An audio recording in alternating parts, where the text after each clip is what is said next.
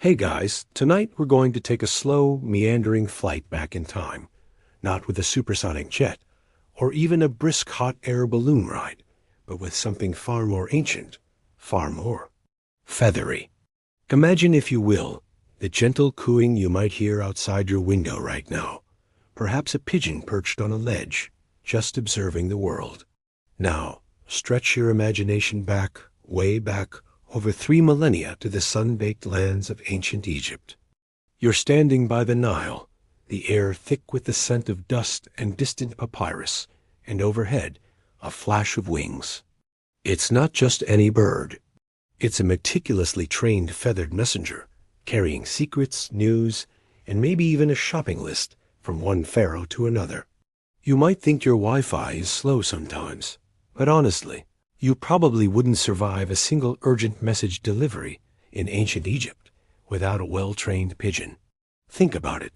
No instant gratification, just the slow, deliberate beat of wings against the vast blue sky.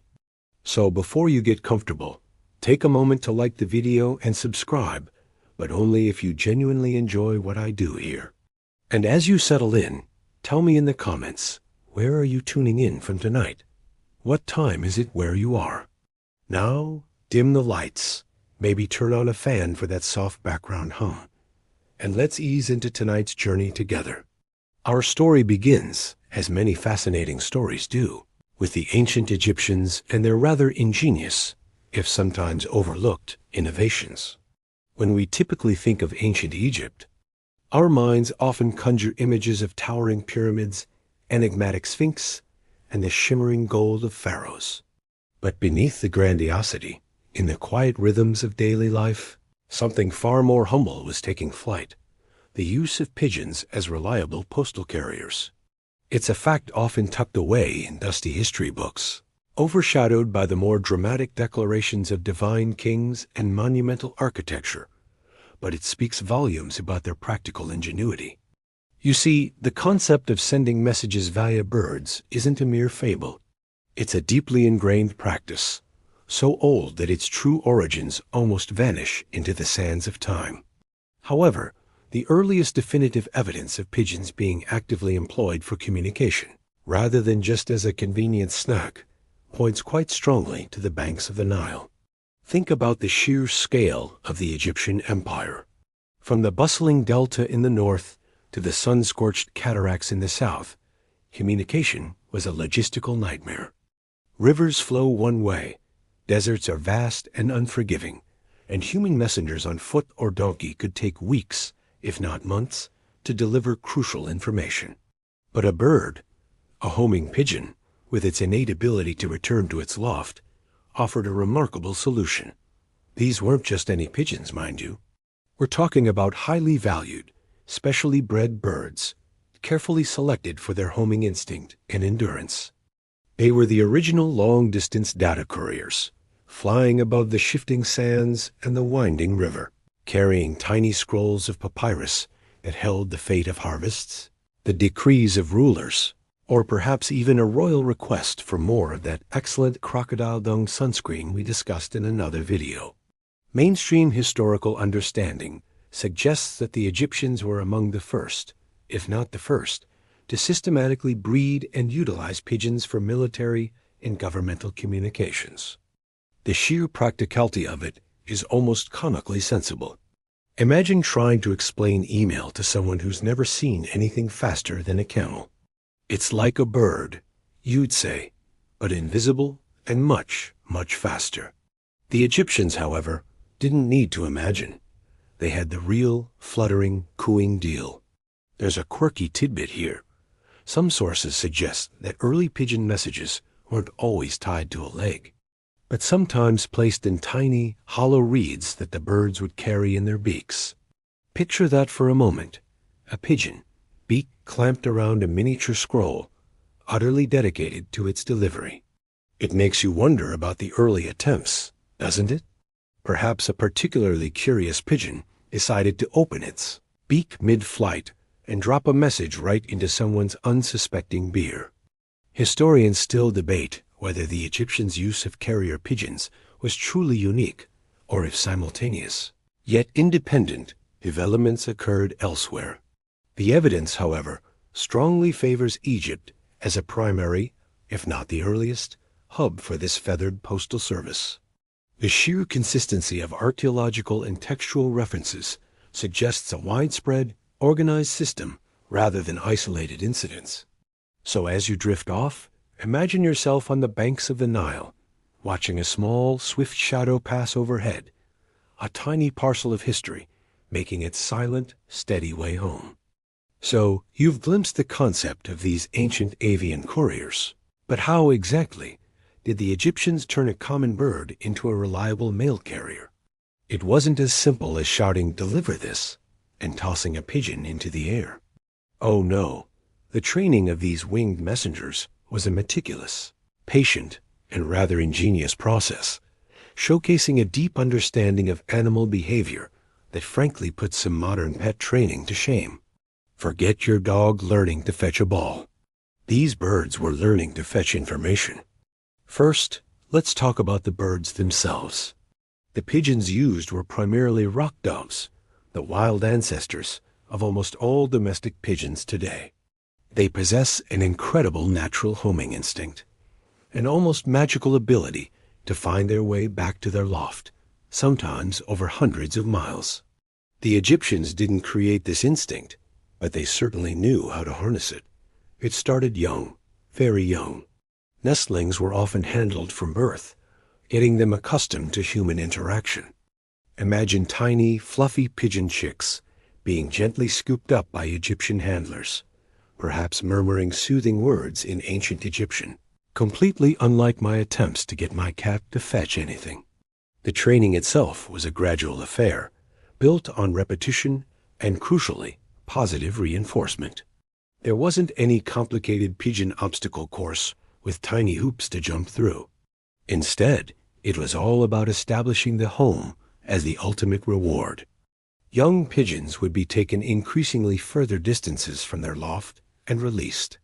Initially, it might be just a few miles, then 10, then 20, and so on. The hunger for food and the comfort of their familiar nesting place were powerful motivators. Upon return, they'd be rewarded with grain and a safe, comfortable environment. It was essentially the world's first good boy for birds, just with more seeds and less belly rubs. This process, while seemingly simple, required immense consistency. Think of it like teaching a child to ride a bike. You start with training wheels, then remove them for short distances, gradually increasing the challenge. Any slight deviation from their intended destination or a delayed return would be noted, and presumably the pigeon would be given a stern, though likely silent, talking to. Historians still argue whether specific individuals were solely dedicated to pigeon training, or if it was part of a broader role within the royal or military communication networks. However, the sheer scale of the operation suggests that these were specialized skills passed down through generations. You wouldn't trust your urgent royal decrees to just any bird, would you? And you certainly wouldn't trust it to someone who thought a pigeon's primary purpose was to add some extra protein to the royal stew, though I'm sure that thought crossed someone's mind eventually. There's a quirky tidbit about this training.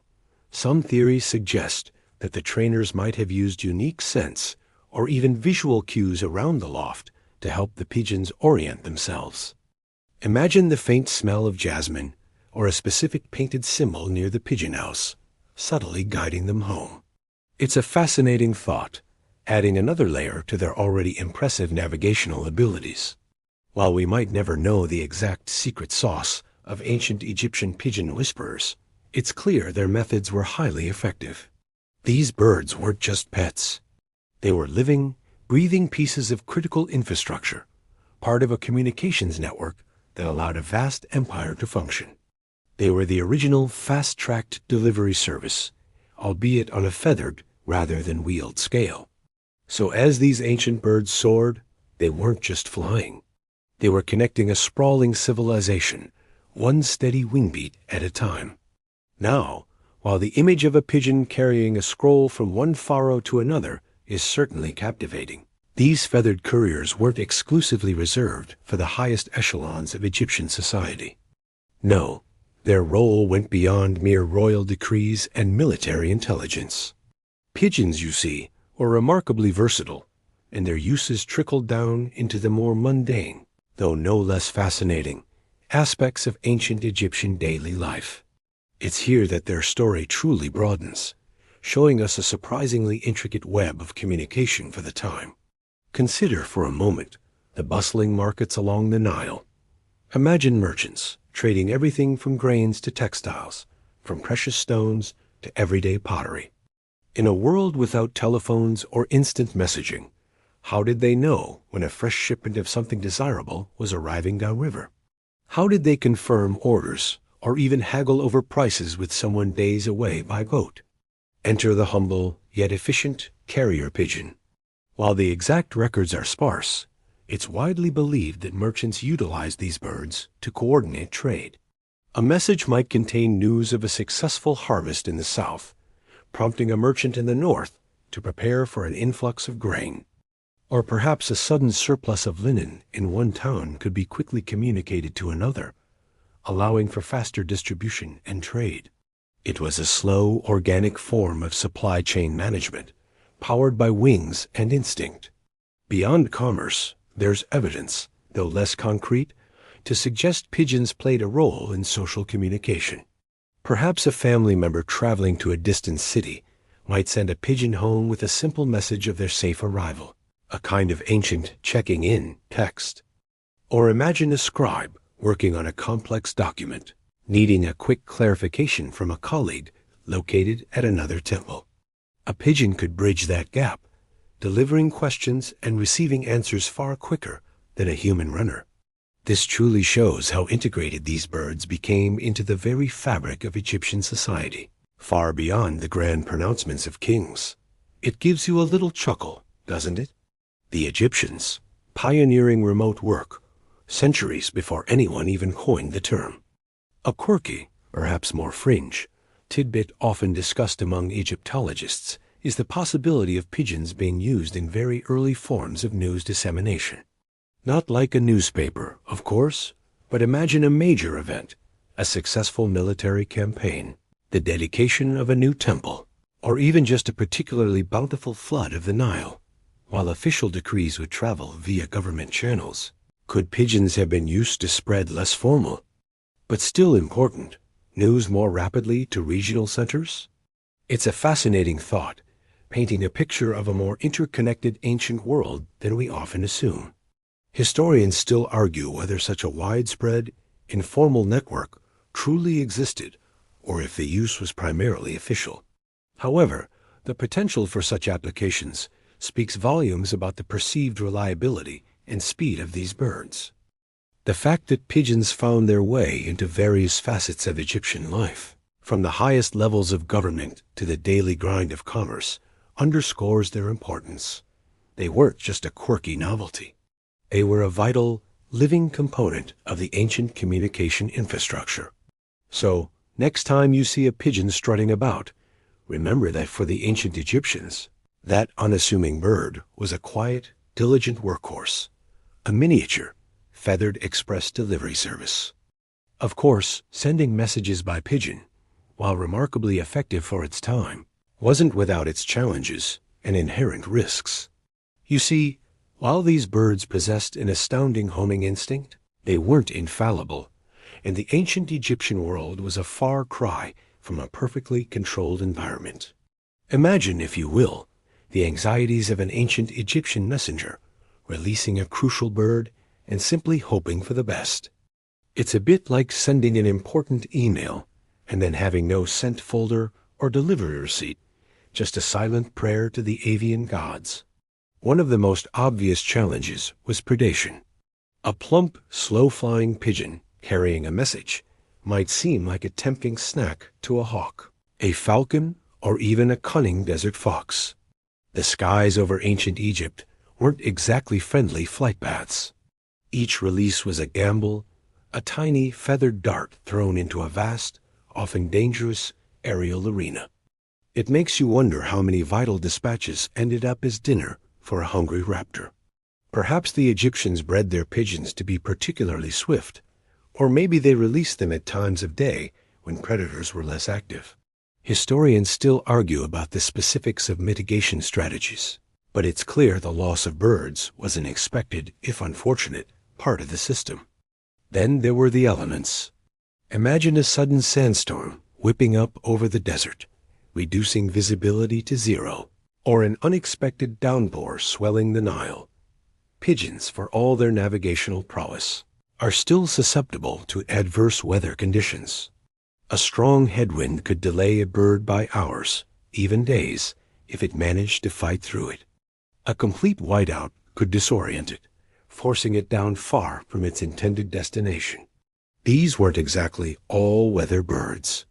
You might complain about a flight delay due to fog, but at least your plane isn't trying to land in a tree after flying blind for hours. Despite these risks, the benefits clearly outweighed the drawbacks. The sheer speed of a pigeon, even over relatively short distances, was unparalleled by any human or land-based animal messenger. While a human runner might take days to cover the distance between, say, Thebes and Memphis, a pigeon could potentially make the journey in a matter of hours, depending on the distance and the wind. This speed was invaluable for conveying urgent news, coordinating military movements, or reacting quickly to changes in trade or political landscapes.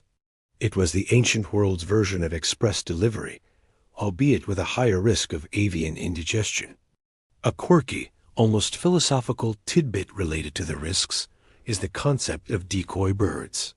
Some scholars suggest that in times of war or heightened security, Egyptians might have released multiple pigeons with slightly different messages, or even blank scrolls, simply to confuse potential enemies who might try to intercept them.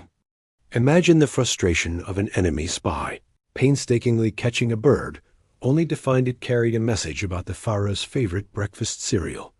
It's a brilliant, if perhaps apocryphal, example of ancient counterintelligence. While the primary benefit was undoubtedly speed, the relative stealth of a bird, compared to a column of soldiers or a fleet of boats, also offered a discreet means of communication. No noisy chariots, no telltale dust clouds, just the silent, steady beat of wings. So, while the system wasn't perfect, and a fair few messages likely ended up lost to the desert winds or the talons of a hawk, the strategic advantages offered by these feathered postmen made the risks worthwhile. They were, in essence, the high-speed data packets of the ancient world, often arriving intact and always offering a faster alternative to anything else available. The story of the ancient Egyptian postal pigeon doesn't just end with a flutter of wings in the desert sky. No, the legacy of this ingenious system, born on the banks of the Nile, stretches far beyond its initial confines, influencing communication and even warfare for millennia to come. You see, the fundamental concept, harnessing a bird's innate homing ability for rapid message delivery, proved so effective that it became a template, a blueprint for future civilizations across the globe. It's a testament to the simple power of a good idea, carried literally on the wings of a bird. From Egypt, the practice of using carrier pigeons spread, arguably, to the ancient Greeks and Romans. The Greeks, known for their love of sport and spectacle, reportedly used pigeons to announce the winners of the Olympic Games. Imagine the excitement, not of checking a sports app, but of seeing a tired pigeon descend, carrying the news of who won the chariot race. The Romans, ever the pragmatists and empire builders, integrated pigeons into their vast military communications networks. They understood the strategic advantage of rapid intelligence, sending messages between legions across vast distances with a speed unmatched by human couriers. It was, in essence, the ancient world's most reliable high-speed data transfer system, albeit with a slightly higher chance of being intercepted by a hungry falcon. Moving forward in history, the pigeon's role only solidified. During the medieval period, noblemen and merchants across Europe adopted the practice, recognizing its efficiency for both personal and business correspondence. Fast forward to the great sieges of history, And you'll find pigeons playing pivotal roles, carrying desperate pleas for reinforcements or vital intelligence from besieged cities. They were the unsung heroes, often flying through incredible danger to deliver their precious cargo. Even into the modern era, as recently as the 2 world wars, pigeons were still being utilized by armies for their unique ability to traverse battlefields, where electronic communications were impossible or compromised. It's a quirky tidbit. During WWI, a pigeon named Cher Ami famously delivered a crucial message despite being shot, saving nearly 200 American soldiers. Talk about dedication. Historians still argue about the exact lines of transmission for this knowledge. Did it spread solely through direct contact and observation, or were some later developments independent inventions of the same concept? Regardless of the precise lineage, the consistent thread is the recognition of the pigeon's unique biological capabilities. The Egyptians might have been pioneers, but their success validated the concept for everyone else. Today, while we communicate with satellites and fiber optics, the principles of reliable, fast communication, even over vast distances, echo the quiet work of those ancient Egyptian pigeons. They remind us that sometimes the simplest solutions are the most enduring. So as you finally drift off, consider the silent, tireless journey of those feathered messengers connecting civilizations, one quiet wingbeat at a time, a gentle hum of history echoing through the ages.